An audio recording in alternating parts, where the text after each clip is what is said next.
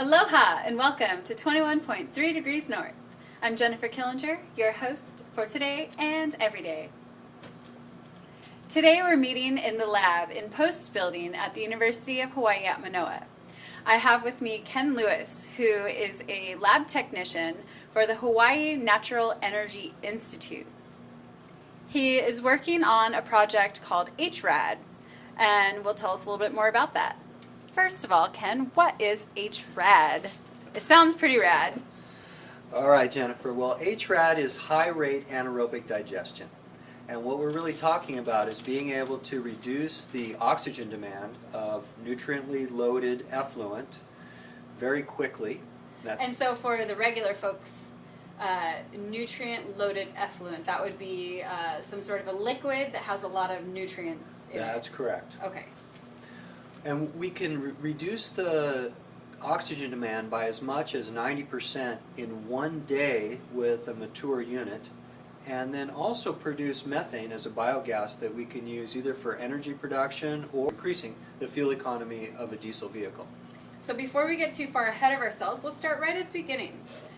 You start out with the grease trap waste. That's right. A grease interceptor is located at your favorite restaurant, either in the parking lot or under the sink of a smaller restaurant by municipal mandate. And they're pumped at a regular frequency that's set by the health inspector. Tell me how that works. How does it collect the grease? The grease trap is located in line to the sewer system. And through a series of baffles, it traps the grease, allowing the water to pass through. And we want to make sure that we get those pumped before they entirely fill up with grease, and then the grease begins to be discharged to the sewer system. Okay, so somewhere between that location, we have the interceptors, and this is where you can go and collect what we call grease trap waste. That's correct. All right, and so this grease trap waste, what is it made out of? I hear these terms, rag and fog. Okay, well, fog stands for fatty acids, oil, and grease. Now, depending on what the restaurant does, let's say it's a Chinese restaurant and they're running some big woks, there might be a lot of peanut oil there. Or an Italian restaurant has a lot of olive oil.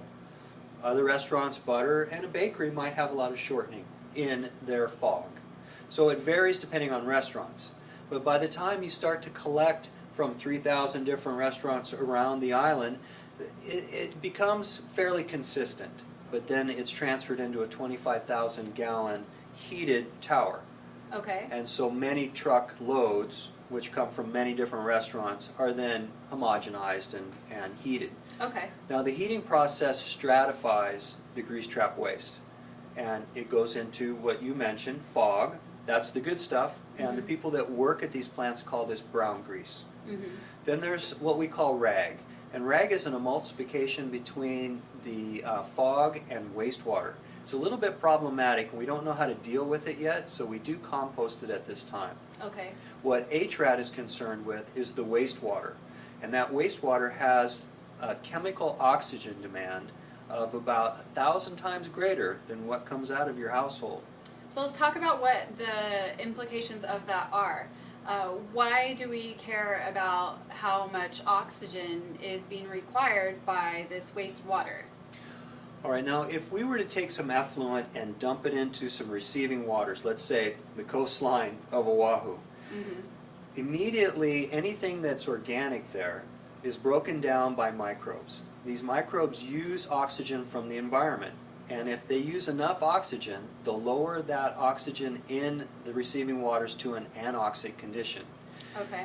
Animals that live on the bottom, called the benthos, are then affected. If they can't swim out of the area, they will perish. And these are what we call dead zones. We find those out in front of the Columbia River Gorge, the Chesapeake Bay, all over the United States, where there's a problem with what we call cultural eutrophication, which is the nutrification of receiving waters.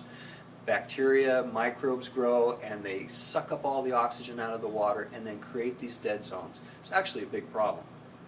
So there are some set requirements and mandates in place to address these problems so that we don't just dump all of this grease right out into the ocean. But there are a lot of difficulties and problems with treating this grease trap waste. Can you tell us about what happens when this goes to landfills? Well, first off, Jennifer, the reason that we're taking the grease trap down to an area that's really close to the wastewater treatment facility is that it causes problems for our already dilapidated sewer systems.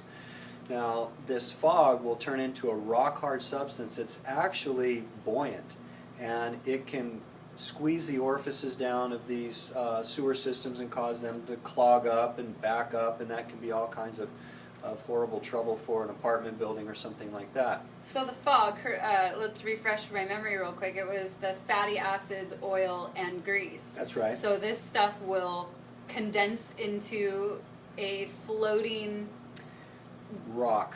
rock. Yes, it does. It turns Okay. into a floating rock. I can see how that could be a big problem. So we can't allow it to be in our water systems within the municipal water treatment regions. Right, and restaurants produce the most fog. I Right. mean, you do wash some grease down the drain in your house when you're doing your dishes and Yeah. that sort of stuff, Yeah. and we deal with that, and it is problematic, especially for large apartment buildings.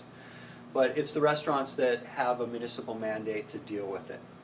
So do you know, if you are washing, I know if you use soap and it surrounds those molecules of grease, does this come into play for this system at all, or is that completely separate? Well, it does clean the plates, and it gets it down the drain, but eventually, if you heat this stuff up, it will separate back out. And if Okay. you don't, it does coagulate back into a lump of grease. Okay, so just because you mix your grease with soap doesn't mean that it's safe to put down the drain? It doesn't mean that it's dispersed forever. Okay, because it will come back together with the right temperature. Eventually, as the Okay. surfactants in the detergent break down. Okay. And they break down through UV degradation. So for a person in their home, how should you dispose of grease? Oh, you should definitely store it and take it down to Pacific Biodiesel on Sand Island. They'll accept any amount of Oh, grease. really? Absolutely. Okay. And it's recycled. And that was Pacific Biodiesel. Biodiesel On in Sand Island, yeah. Okay, that's really Otherwise, helpful to know. if you don't have the opportunity to do that, then put it into the trash. Okay, so what happens when the stuff goes to landfills? Now we're talking on the small scale, so let's not talk about what happens with our home stuff because we know that's going to not be as big of a deal as it will be with this industrial amount of grease trap waste that we're talking about. So what happens with this? When Sand Island Wastewater Treatment Facility gets a lot of fog and they have a way of scraping that off of the top of the effluent that they receive, they can either put it into their anaerobic digester or in a landfill. Now, if we put it in a landfill, it's there basically forever. A continuously stirred anaerobic digester, which is that big egg-shaped thing that you see at a lot of wastewater treatment Is it usually facilities. spinning? It's or- got a propeller in there that just Okay. spins it all the time. Uh-huh. And they add a flocculant agent such as sand that allow the anaerobic bacteria to adhere to. Uh-huh. It'll take 35 to 45 days to digest. That's a long time. Yeah. Now, we're talking about high rate anaerobic digestion being around 1 day. So we call that hydraulic retention time, the amount of residence time that a particular parcel of water has within the device. And it is normal to take up to 45 days for a large, continuously stirred anaerobic digester to do its job. So it's hard to wrap my mind around this gigantic thing full of waste that is being spun around and agitated to the point that it can break down eventually, and that takes 45 days. And then somehow now through the system that you guys are developing over here with the high rate anaerobic digestion, that will happen in 1 day. It does happen in 1 day, but we can't digest the fog Right, okay. or the rag. That's true. But we can take care of that water. Now remember, that water has an order of magnitude 3 times the strength of that comes out of an average household. Mm-hmm. Fog, it has to be broken down before it can be used in your system. Well, we don't actually treat fog with HRAD. Uh-huh. What we want to do is recycle that fog into biofuels. Uh-huh. And we do that by adding it to used cooking oil after sulfuric acid treatment, a very light acid treatment. It can then be added to used cooking oil, which then goes through a trans-esterification process. And trans-esterification is a fairly simple process. Mm-hmm. So what we do is we mix methanol with a base. We add that to dried used cooking oil. You heat up the oil to get the water out of it. Okay. Filter it to get solids out of it, and then add this methanol hydroxide combination, these two reagents, Mm-hmm. and then continuously stir it at about 400 degrees Fahrenheit for about 4 hours or so. And what happens is you take those triglycerides and you alter them into what's called a monoalkyl ethyl ester. A monoalkyl ethyl ester. Yes, that's a mouthful. That's a mouthful. But what that is biodiesel. Yeah, so we should probably go back and talk about what a triglyceride is. A triglyceride is a molecule that has a hydrophobic side, and that's the side that we want to turn into biodiesel. Uh-huh. And those are chains of carbons and hydrogens. And then it has a hydrophilic side, Mm-hmm. which we want to kind of break off. We want to get Yeah, rid so of if that. we can separate the two, because they have completely different structures, so they do all kinds of funny things when they're mixed together with other stuff. Once you separate those into their different components based on their attraction to certain charges or water, for example, then you can use them for other things. That's right. So the one side of that, fog, can be used as a biofuel, Mhm. and the other side Turns into glycerol through this process, and then a simple refinement removes the methanol, and you end up with glycerin, which is used in a lot of things such as it's used cosmetics in and soap soaps. and cosmetics and all Right. kinds of things. This fog is taken from a complete wasteful load of stuff, and then it can be separated and broken down into components that are completely useful. We're adding value to biodiesel production, and we're really talking about getting close to a zero carbon balance. So when you grow a plant, CO2 is absorbed from the atmosphere, and then when you burn the oils from that plant, you're re-releasing the CO2 back to the atmosphere. Mhm. Now the ultimate is to use CO2 and not re-release it. We're not there Yeah, yet. fat chance. But at least let's get close to that zero balance. Now the reason I Mhm. say it's not a zero balance is that it does take energy to make biodiesel. Right. And store it and transport it and get it into your diesel car. Yeah. But we're getting close to a zero balance, and that's really what we want. And we're not buying this stuff on the open market. We're growing whatever oils that are used, and then we're using them for food processing and cooking, and then recycling that. It really is a fantastic point of using waste and turning it into something usable, which is the definition of recycling. So, on the same lines of that, we've got these lovely items over here. Now, how do these play into... This is the basis of HRAD. Now, HRAD is an upflow column which receives this wastewater, which is Mhm. separated from the grease trap waste. And remember, it's organically loaded, and it's loaded to the point of where we would have somewhere in the order of 15 to 25 grams per liter of chemical oxygen demand. Now, chemical oxygen demand is the amount of oxygen it takes to break all of the carbon bonds in the effluent. Mm-hmm. EPA measures things with biological oxygen demand and Mhm. how much oxygen is consumed within 5 days biologically. However, the problem is that this stuff that we deal with is so strong we can't do a BOD5 on it. We don't have enough oxygen in the water to break all of the carbon bonds, so we have So to we use... can't get a proper calculation. of- Exactly. So we use a chemical oxygen demand test as a proxy. Okay. And at its full strength, it's about equal. Okay. All right. So then when we get it down to the lower range after it's been treated, then we do the biological oxygen demands, which is what the EPA requires. Okay. All right, so HRAD has these upflow columns. We receive the effluent, and it is about 4.3 pH. It's a fairly low pH, and that's Yeah. another issue for dumping it to the wastewater treatment facility. So there's really three things that a wastewater treatment facility looks at. Number one is the biological oxygen demand of that effluent, which this is just off the chart. Right. Number two is how much suspended solids are there. And then number three is the pH, because that's going to affect their aerobic system. It's traditional to have aerobic systems to digest Aerobic effluent. system meaning that it uses oxygen, That- whereas that- anaerobic That does the not. microbes that grow there use oxygen to heterotrophically digest the nutrients that are in the water.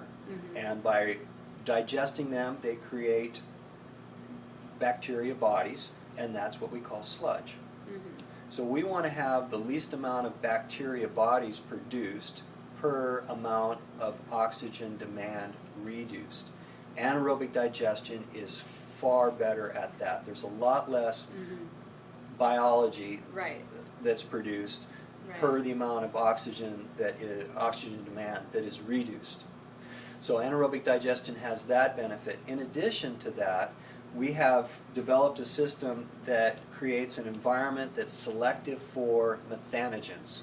And these methanogens produce a biogas that we can burn. And I literally took a balloon, well, I took a lot of balloons, but I filled balloons from our demonstration project at Sand Island, took them home and blew them up for my kids. I mean, With how? Just What do you mean? light them with a lighter, and ba-boom, burned all the hair off my arms. This stuff burns great. Now, So you filled the balloon with the gas and then you lit it on fire? Absolutely. Wouldn't you? Come on. Yeah. Absolutely. Where is it? Let's do it. Okay, so what we do is we receive the wastewater, Mm-hmm. and immediately we want to raise the pH just a little bit so that it's at the optimum for what we call acetogens. Now, acetogens will, through hydrolysis, break down carbohydrates and then consume the sugars. So we know carbohydrates are a chain of monomers, sugars, and they use water in a process called hydrolysis to break apart the chains and then consume those sugars. Okay. When they do that, they create acid, hydrogen sulfide. That's that smell, that vinegary smell that you get when certain things are beginning to go bad. All right. As they digest these sugars, we need to balance that pH. Otherwise, they'll just slow themselves down. I've seen pH go as low as 3 by just leaving these guys out for a day or two. So that's called our hydrolysis tank, which is the receiving tank for the feed.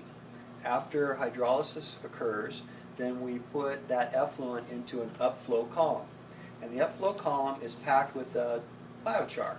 Now, biochar is a refractory carbon that we've made from either wood, corn cobs, sewage sludge, macadamia nut shells, coconut shells.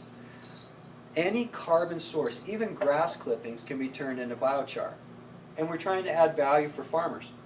Now, biochar is made through a process called pyrolysis. We prevent oxygen from getting in, so what happens is that this corn cob doesn't actually burn, even though we're raising it to a temperature where it would. That's why you can still see every single individual kernel that was there. That's right. And it changes the structure of the carbon such that it doesn't degrade. Now, there is some debate as to how long this stuff would last in, let's say, the soil.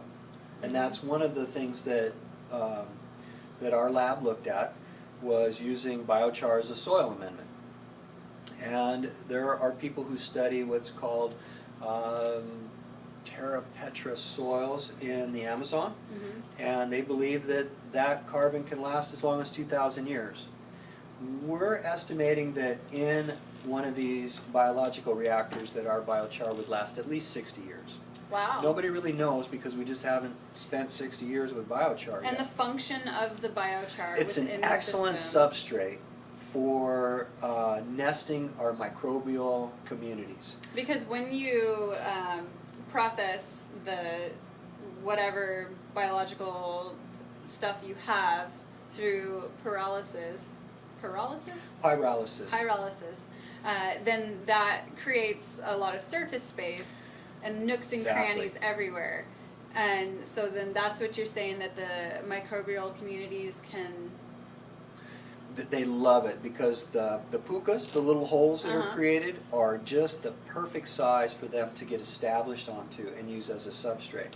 And are these communities the type that are actually doing your breakdowns in the high rate anaerobic digestion chamber? Yes, they are, and we're environmentally selecting for them. So what we're doing is we're taking anaerobic sewage sludge and we're adding to our digester. We have a paper that we're publishing right now that shows that we can do that within 59 days. So within 59 days, we brought anaerobic digester system, our HRAD system, from having no microbial communities to the types of microbes that we want. Oh. So you can prepare the system to be ready for within the 2 anaerobic months digestion. to be producing biogas. So it'll take 2 months to make the whole thing ready, but then once it's ready, you lower that time from... We lower 30 to our 45 HRT, days to so 1 day. our hydraulic retention time. So we start with hydraulic retention times of around 3 days, and then once the unit is mature, we can go to 1 day. So once you establish this setup, there will be 60 years that you will be able to do in 1 day what now takes a month and a half. Yes, basically. We have a symbiotic relationship that we need to create. So we have our acetogens, our acidogens, but then we also have acetogens, which are bacteria that create alcohols. Okay. Then our methanogens, they like to eat those volatile organic acids that are created by our acetogens. And I'll get that spelling all out for you. It'll be a little easier to understand. Yeah. But the methanogens grow slower. And that's the trick for getting HRAD to work. And that's really what the genius of my mentor, Dr. Michael Cooney, is. He spent 20 years working on this. Now, how do you create an environment that is selective for just the bacteria and archaea that you want? Now, methanogens are one of those things that we call extremophiles. And they do a really unusual thing. If things go wrong, we might get bacteria and archaea that we don't want and don't produce biogases that can be used for energy production. Yeah, and it would disrupt your whole system. It would. Now, the upflow system works such that after the hydrolysis tank, water goes into the bottom of another column that's packed with biochar. And we've experimented with all these different types of biochar here. And the microbial communities are nested on that biochar, and they interact symbiotically. Acetogens create food for methanogens. Methanogens, they lower the oxygen demand of that effluent, and as they break those carbon bonds, then methane is produced, and a little bit of CO2 as well. Okay. So another reason why this is so important to do is because if this stuff were all released into the sewage systems, what are the sewage systems like here on Oahu? Oh, they're in disrepair. I mean, we're really struggling. Sand Island was sued by the Sierra Club and the EPA, and they struck a deal to rebuild the device within a certain amount of time. It's huge amounts of money that are going to be required to upgrade our sewage systems to meet federal standards. And they just don't quite meet those standards. We would like them to, because the receiving waters are the places we play. Yeah. And let's go into that. So the infrastructure for the sewage systems is lacking. That's right. There's rust in the pipes, everything is old. And it's ancient. As we know through our studies, that when it rains really hard in Honolulu, the sewage system gets inundated by runoff. Right. And it's not coming from storm drains, it's just the fact that the pipes have holes, they're rusty, and groundwater gets into them, and then it overwhelms the Sand Island treatment facility, And if there's some fog floating on the top of the water or more water than they can treat, that just goes right to the top and then just flows right out and ends up going it to the overwhelms the alawai, skimmers. goes to the... Well, what happened to the alawai was the sewage system was overwhelmed in 2006 when we had those 40 days of intense rain. Yeah. And so the mayor said, let's dump the effluent into the alawai. And we all know that was really an environmental disaster. Mm-hmm. It was not good for the environment, and the municipalities have to do what they have to do. Yeah, I mean, when there's no good decision to make. We can't stop flushing the toilet. One of the problems with aerobic systems, which is what's traditional for almost every municipality around the nation, is that they're sensitive to the amount of feed. In other words, the strength of the influent. And that's typically about 250 to 300 milligrams of biological oxygen demand per liter. When you dump 250,000 gallons of grease trap wastewater to Sand Island, it upsets that balance just a little bit. We think that rather than dumping that to the wastewater treatment facility, if we could produce energy with it and get it below tipping fees, in other words, the point where the municipality wants to charge for it, we can save money for the recyclers. So at a certain point, if your biological oxygen demand is higher than a certain point, then you pay more. Municipalities charge more to receive that because effluent. it puts such a...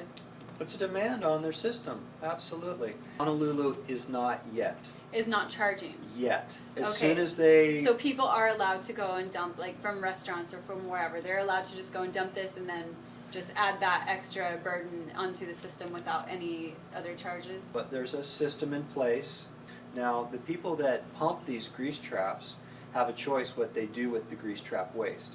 They can take it to a recycler, or they can simply open up a manhole on Sand Island and dump it straight to the Sand Island wastewater treatment facility. It's just a manhole in the ground over on Sand Island. Yes, it is. And you just go and... And you dump it, and then as somebody who owns a company that pumps grease traps, you pay accordingly to the amount of grease trap that you've pumped. Okay.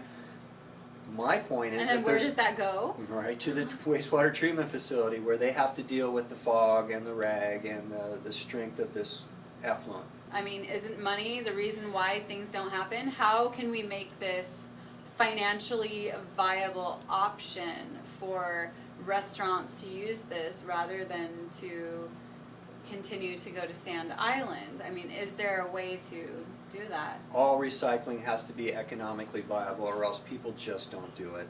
And it has to be convenient as well. Well, that wraps up another session of 21.3 Degrees North. I hope you learned a lot about the anaerobic digestion of grease trap waste. Be kind to your environment. Recycle. Recycle, kids. You heard it here. Adios. Thank you.